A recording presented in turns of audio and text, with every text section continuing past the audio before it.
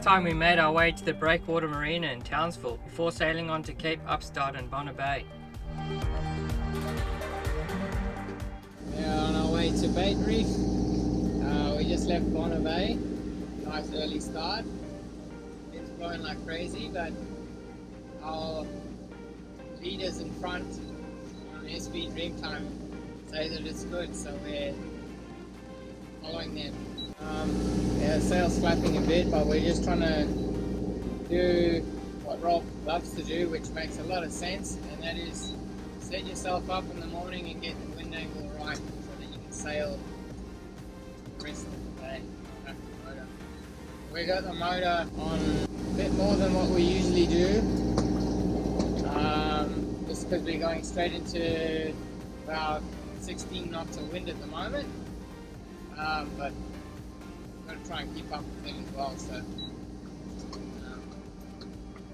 anyway, it was pleasant at Bonner Bay up until this morning when it just started rolling like crazy, so it's good to leave. But question does appear in our minds: should we be leaving and going to a reef when it's quite choppy and flowy and stuff? But anyway, part of the experience. Just entering Bait Reef, coming in behind our Dreamtime. They have a path or a track from last time, and we're going to borrow that. So, listening for Rob to say port, port, port. We'll do exactly the same.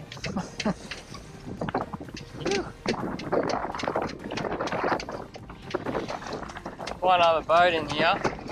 Should be some balls that we can pick up.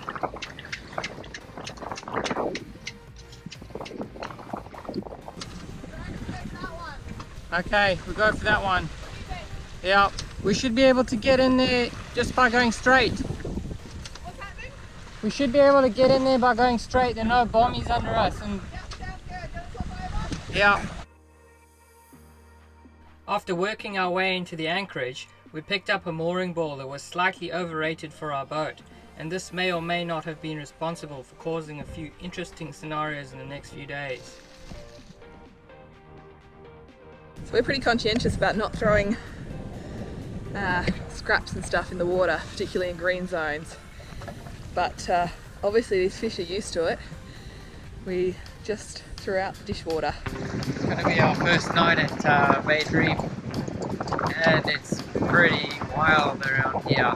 The waves are coming in strong, but it's high tide at the moment, so we're getting the least protection from the reef at the moment. And it's quite weird because we're anchored out in the middle of nowhere. Absolutely middle of nowhere. Of course, we aren't all alone. We've got Dreamtime in front of us, but there are no other boats out. Anyway, on the horizon, and you can see Hook Island just on the horizon, very, very faintly. But after that, open ocean, 60 meters of water either side of this reef. Anyway, kind of hoping this dies down a little bit tonight so we can get some sleep. We've woken up at Bait Reef, and literally nobody else around here except for our friends brought us in yesterday, their track. But it's got a lot more peaceful than it was yesterday. It was a lot of wave and wind, but it's pretty good now to get up in the middle of the night and do some adjustments to the mooring pole, because it ended up underneath and behind the boat, so we ended up putting some of the rope on deck. Not actually too sure how to deal with that situation fully. Yeah. Anyway, go for a bit of a snorkel later today. Absolutely beautiful down there. See a fish at the moment. Big ones. All kinds of ones. Anyway, it's time to get a coffee now.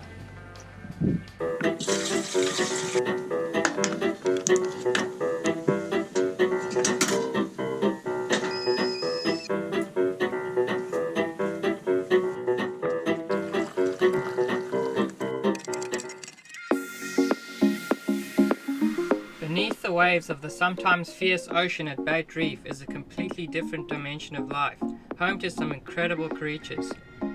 We didn't have to swim far to witness it, and no matter how well I tried to describe it, I could never do it justice. You simply have to see it for yourself. The next few clips show a very narrow perspective of it as seen by the tiny lens of our camera. This great big Maori wrasse was probably one of the more established residents at Bait Reef, and although he seemed unfazed by our presence, his chameleon-like eyes showed he was constantly monitoring us as potential predators.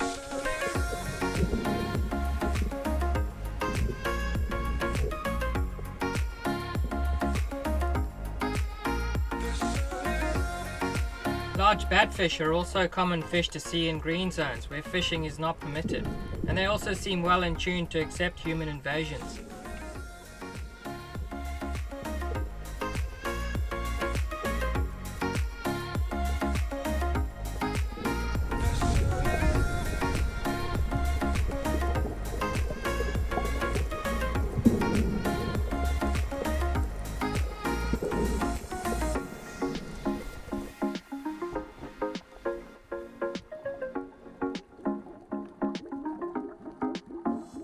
A short swim in an easterly direction took us to some parts of the reef that have visibly taken strain in recent times, probably due to cyclones and/or climate change.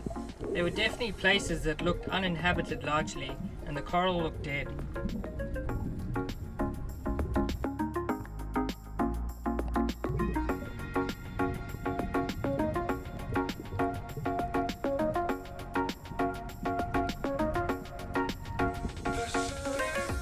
Moving on from that and swimming in a westerly direction took us to a coral formation known as the stepping stones, where the water ends up being quite deep.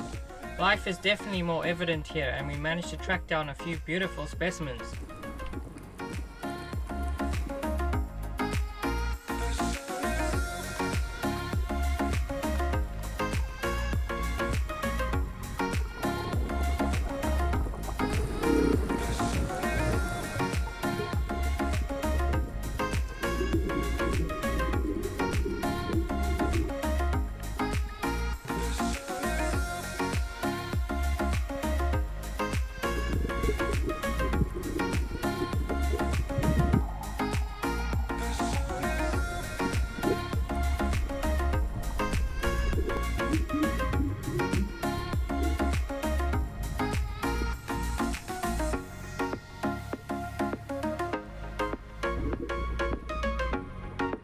I know at least one of us is very pleased with the shots we got of the clownfish, but they were very deep, so by the time we swam to them it was time to go up and get another lungful of air.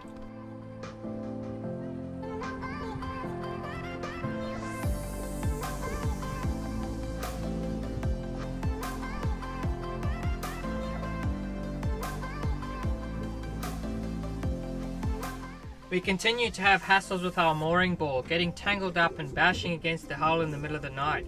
We tried everything we could think of, but nothing seemed to work. I guess the advice would be, if you don't like him, leave him. Anchoring within the reef is frowned upon because anchors and chain can damage the fragile coral, and for that reason the national parks have installed mooring balls so people can visit and have no impact on the environment. We had been on the trot for a few weeks up until this point, and although our fresh water tanks were still well stocked, a top up from Rob and Karen was greatly received.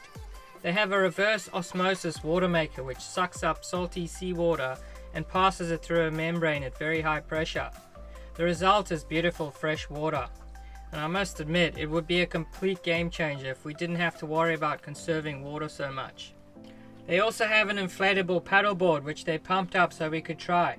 Neither of us fell off, but I think my assessment ended up being that they are a lot harder than they look. Our time at the reef was almost up, and we took advantage of some beautifully calm weather to meander our way out, using the same track that led us in. Next time we pick up some more infamous mooring balls at Blue Pearl Bay and Langford Island, do some more underwater exploration, and snag ourselves a mighty marlin.